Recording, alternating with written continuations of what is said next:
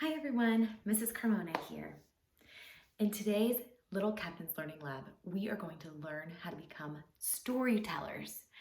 I'm going to be telling a story and then you are going to learn how to act it out using your face and using our bodies. First things first, this story has two different characters. The first character is a lion and the second character is a mouse. Let's learn how we might become a lion. Now, is a lion really big or really small? That's right, a lion is really big. So let's think about how we could show or portray a lion and be really big with our face. First is with our eyebrows. I want for you to lift your eyebrows all the way up. Your eyebrows are gonna feel like it's hitting the top of your head. Lift your eyebrows all the way up. And then you're gonna make your eyes really big. You make your eyes really, really big. The next thing I want for you to do is make your mouth really, really big by opening it up wide. So we're gonna lift our eyebrows, make our eyes big, and have our mouth wide too. All right, that's the beginning of our lion. The next thing that we're going to do is we're going to use our hands, and we can even use our bodies, use our shoulders if we want. You can make a mane with your hands. You can have paws with your hands. You can use your arms to crawl if you want. Really get creative on how you want your lion to be. So maybe your lion is here, or here, or here. You get to choose. Let's put it all together. Let's put our face really big using our hands and our bodies. And then what sound does a lion make? That's right, a lion makes a roar. So let's put it all together on the count of 3 with our face, with our bodies, and with that loud roar. 1, 2, 3. Roar! Good job. The next character that we're going to learn about is a mouse. Now, is a mouse really big or really small?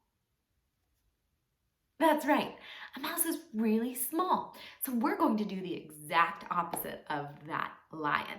We're gonna put our eyebrows down, and you can already see I start doing it. We're gonna make our eyes really small. We could even squinch up our nose and then have our mouth meet our nose, right? We're gonna make our face as small as we possibly can. Try that, let's practice that together. Good. Now with our hands, we want our hands to be, and our body to come and be as small as we can. So we might wanna just bring our hands right here like a little mouse. Good. What sound does a mouse make? That's right, a mouse goes squeak, squeak, squeak. So let's put it all together with our face, with our body, and that squeak, squeak, squeak on the count of 3. 1, 2, 3. Squeak, squeak, squeak. Good. Now this story, as previously mentioned, has 2 characters, a lion and a mouse. In fact, the name of the story is called The Lion and the Mouse, and it's an Aesop fable. What I want you to do is, as I tell this story, every time I say lion, I want for you to give me your best lion with that roar. And every time I say mouse, I want for you to give me your best mouse with that squeak, squeak, squeak. Let's practice. I'll say lion and you'll give me your lion, and then I'll say mouse and you'll give me your best mouse. Ready? Lion. Roar. Mouse. Squeak, squeak, squeak. Good. I think we're ready for our story. Here we go. Lion had been hunting all morning and was tired. He lay down in the cool grass to rest, not wanting to be disturbed. But as he closed his eyes, he felt something tiptoeing on his back. It was a tiny gray mouse. Squeak, squeak, squeak. Lion lay as still as a rock, which is just what mouse, squeak, squeak, squeak, wanted. What she thought she was upon. Soon she would know better, for each step brought her closer to Lion's strong jaws and quick paws. Snap! "I've got you," roared the lion, as he whisked Mouse, squeak, squeak, squeak, up by her tail. He was about to pop Mouse, squeak, squeak, squeak, into his huge, hungry mouth when he heard her beg, "Please forgive me. I did not mean to disturb you. If you will let me go this time, you can be certain I will return the favor." Lion laughed. "Ha ha ha! What could a tiny thing like you ever do for me?" "I cannot say for sure," said Mouse, squeak, squeak, squeak, "but I promise you won't be sorry." Lion flicked the mouse, squeak, squeak, squeak, away. "You're too little to bother with anyway," he said. A few days later, some hunters caught Lion and tied him to a tree. Mouse, squeak, squeak, squeak, heard Lion's furious roar and ran to him. She quickly began gnawing through the ropes that bound him. It took some time, but finally she set Lion free. "Thank you," said Lion. "Not only have you freed me, you taught me a lesson worth remembering. Even a small friend can be a great friend." The end. That's our story. Now, this time I want for us to do the story, and I want for us to act it out even more.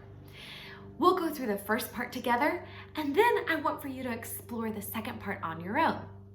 Let's do this first part together. Ready?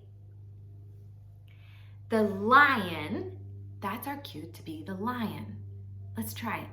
The lion had been hunting all morning and was tired. Let's stop here. What do you do when you're tired? Yeah, me too. I might yawn and lay down. So let's do that as the lion, all right? So the lion might, when he's tired, might go, let's put that whole sentence together. The lion had been hunting all morning and was tired.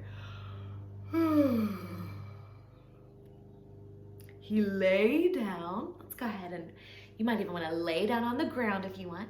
He lay down in the cool grass to rest, not wanting to be disturbed. But as soon as he closed his eyes, so let's close our eyes. As soon as he closed his eyes, he felt something tiptoeing on his back. Do you see what we did there? We opened our eyes at the tiptoeing because we felt something. Let's keep going together. It was a tiny gray mouse. Squeak, squeak, squeak. Good. Lion lay still as a rock. So we gotta be really still, okay? Lay still as a rock, which is just what Mouse, squeak, squeak, squeak, thought she was a pawn. Soon she would know better. For each step, maybe we take little steps on the floor. Each step brought her closer to the lion. Strong jaw and quick paws. Good. I'm gonna keep reading the story, and this time I want for you to use your imagination acting it out. Let's go. Snap! "I've got you," roared the lion as he whisked Mouse up by her tail. He was about to pop Mouse into his huge hungry mouth when he heard her beg, Please forgive me. I did not mean to disturb you. If you let me go this time, you can be certain I will return the favor. Lion laughed. What could a tiny thing like you ever do for me? He said. A few days later, some hunters caught Lion and tied him to a tree. Mouse heard Lion's furious roar and ran to him. She quickly began gnawing through the ropes that bound him. It took some time, but she finally set Lion free. Thank you, said Lion. Not only have you freed me, but you have given me a lesson worth remembering. Even a small friend can be a great friend. Good job, everyone. That was awesome. If you enjoyed this, you can do acting out stories whenever you want. In fact, I invite you to have an older sibling or have a parent or a grandparent or a friend, anyone close by, read you a story, and you can think through what the characters might be like with their face and with their body, and then act it out. Great job storytelling, and I hope that you might bring stories to life later. Bye-bye.